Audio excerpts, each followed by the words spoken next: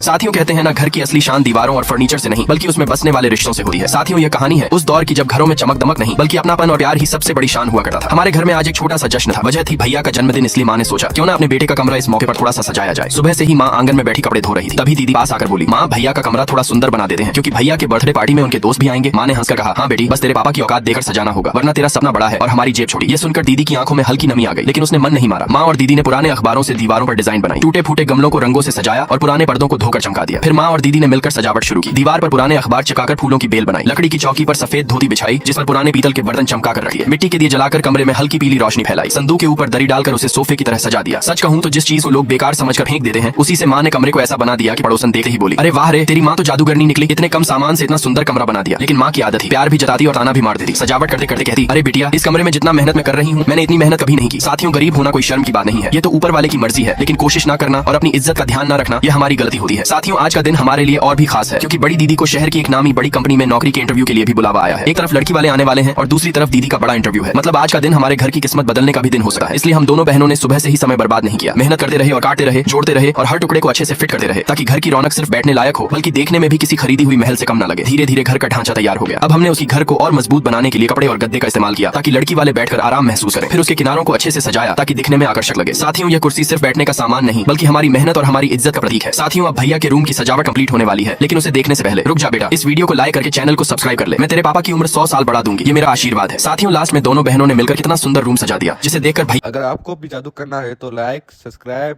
MS को दबाकर use इस साउंड को प्रेस करो।